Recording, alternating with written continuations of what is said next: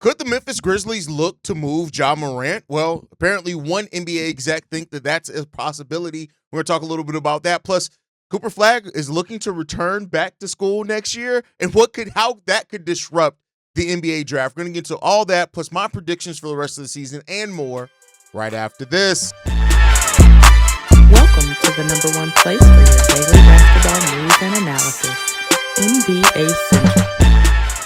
What's going on, basketball fans? Welcome to another episode of NBA Central, your number one spot for everything basketball related. I'm the host here, Haize, but more importantly, you guys can follow the channel at NBA Central Pod on every social media platform we happen to be on. With that said, let's go ahead and get into this content for today, y'all. So this one comes from The Ringer, and where it was said, per Howard Beck, that John Morant could potentially be the next star that's moved. Said this: keep an eye on John Morant as a potential trade target this summer if the Grizzlies flame out early, saying this: I'm constantly checking in with executives around the trade deadline about okay, what we saw, what we didn't see, what's next. And in this league, you're always on the lookout for who's next wave of stars that are going to get dealt, right? And somebody out of the blue said, keep an eye on John Morant this summer.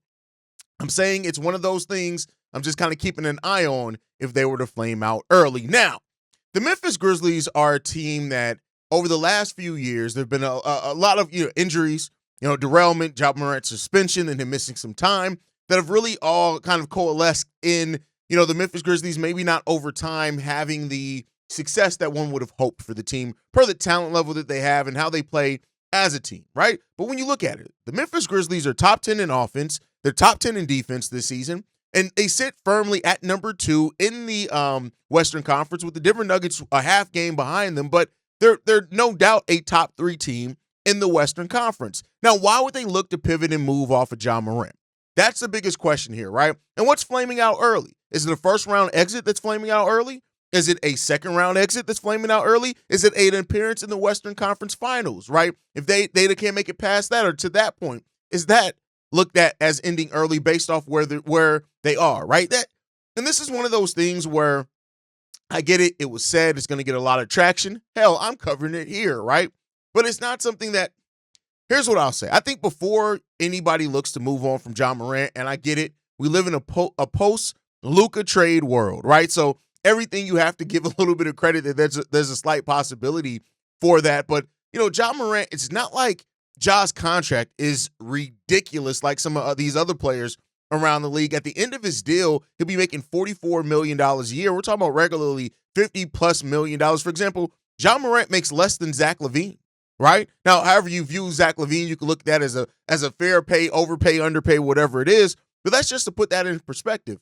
They have a very young core. John Morant's 25. Jaren Jackson Jr., 25, right?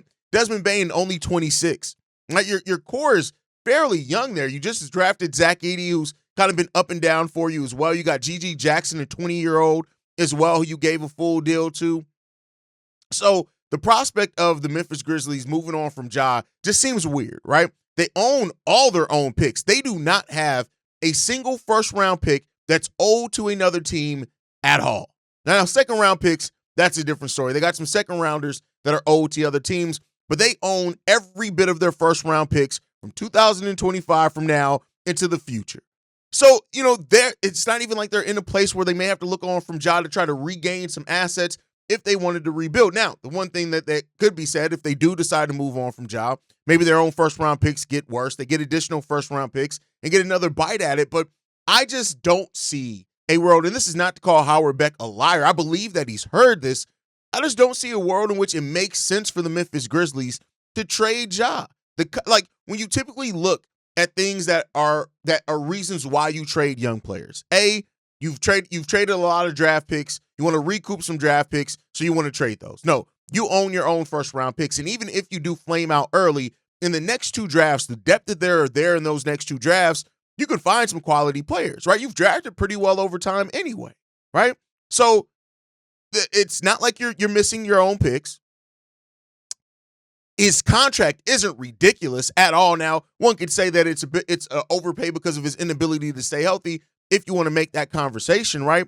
But you don't have that part to worry about. Matter of fact, when you look at the Memphis Grizzlies and their future cap projections, They're underneath the first tax apron in every one of the next offseason. They aren't even sniffing close to being into the second tax apron. So that's another reason why it doesn't really make sense to move on from John Morant. What are we doing here, right?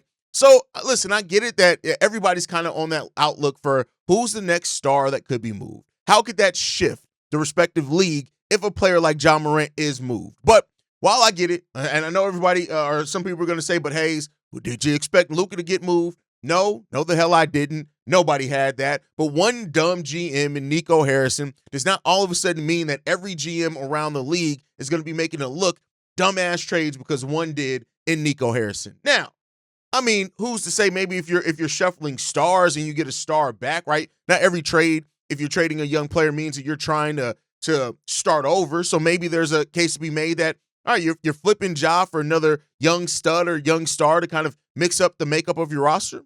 Maybe. I don't see that deal right now that could make some sense, but we'll all be looking out for this now in the offseason on if John Morant could be moved, but we'll see.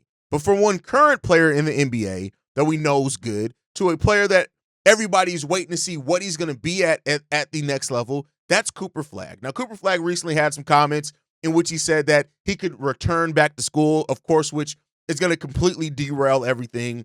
When you look at Coop, 6'9", 205 pounds, 19 points per game so far in college, 7.7 rebounds. He's shooting the ball 48% from the field. The defense has been there. Like Cooper Flagg there's a reason why he's the prospect that he is. Averaging over a block per game, over a steal and a half per game, right? 4 assists per game as well. Cooper Flagg is the hottest prospect right now, period, right? And there's reason for that.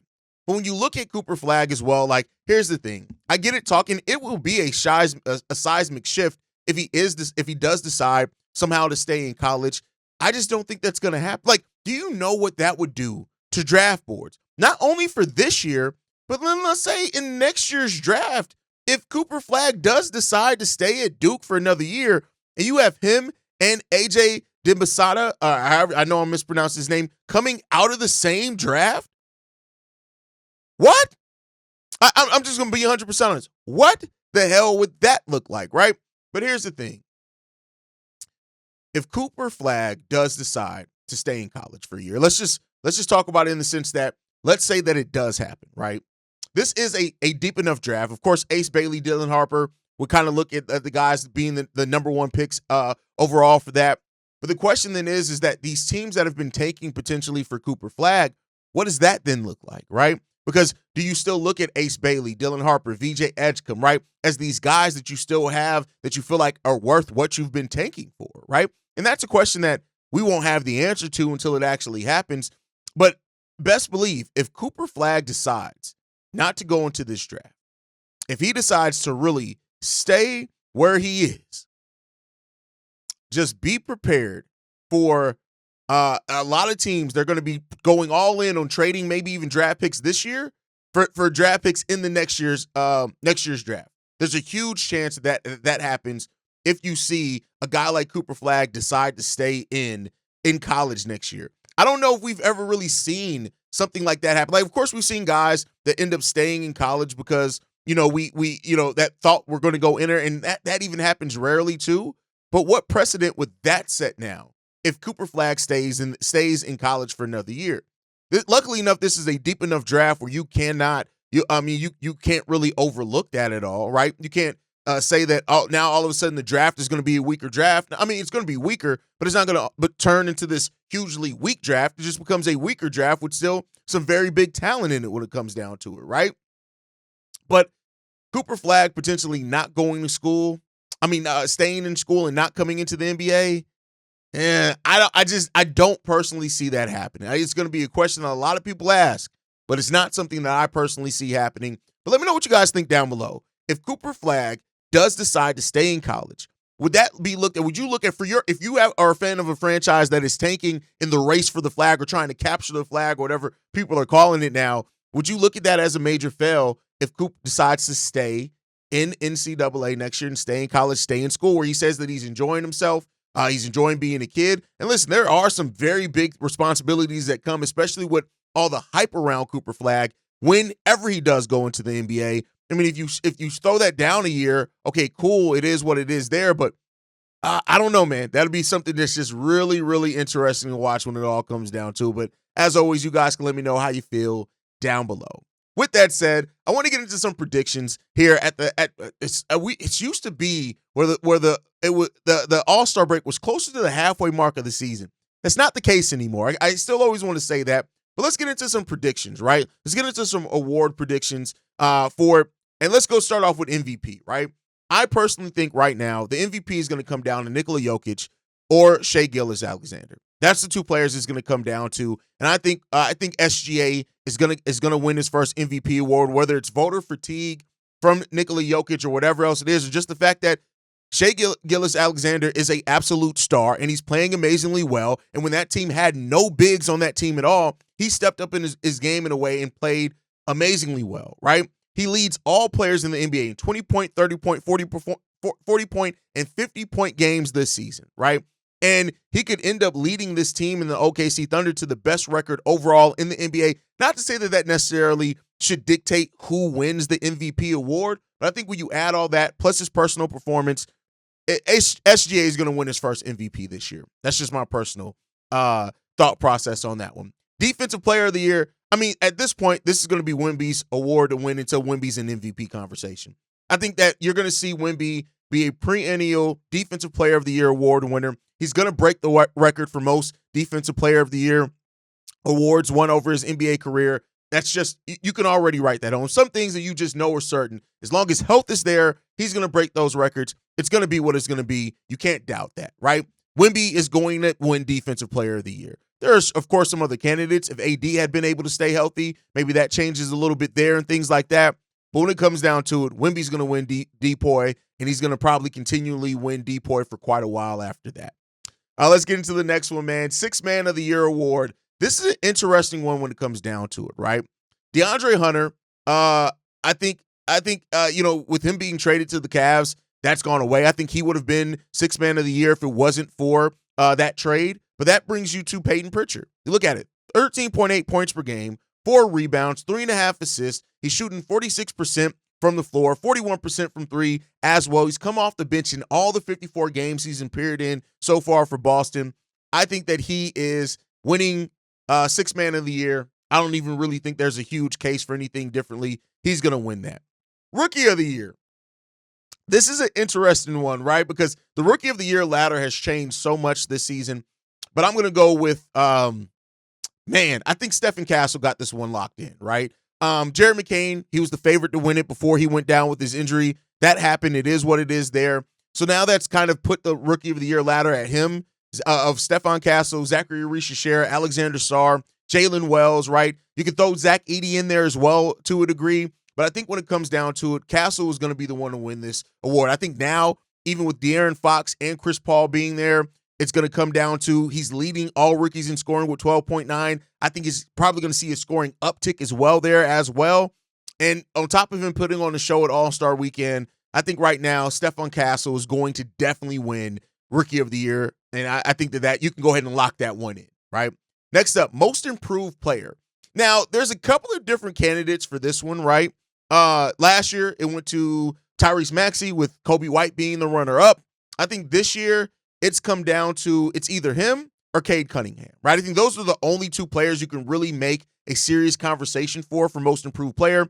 Cunningham, 22.7 points per game last season, right? And he's a first overall pick. So I think when you look at that and you look at improvement, I think Norman Powell's going to do that. 31 years old, right? He was Sixth Man of the Year candidate last year. He stepped up, completely filled in the void left by Paul George on that Clippers team. Averaging 24 points per game, 3.6 rebounds, 49% shooting from the field, 42% shooting from three. I think when it comes down to it, Norman Powell's going to get the recognition here. He's going to win Most Improved Player of the Year award. I think that that's just the case when it comes down to it, man. I don't think you can really overlook these things. These are my picks as it stands right now. We'll see at the end of the season how much of this holds true and ends up coming true. Hold me accountable to it.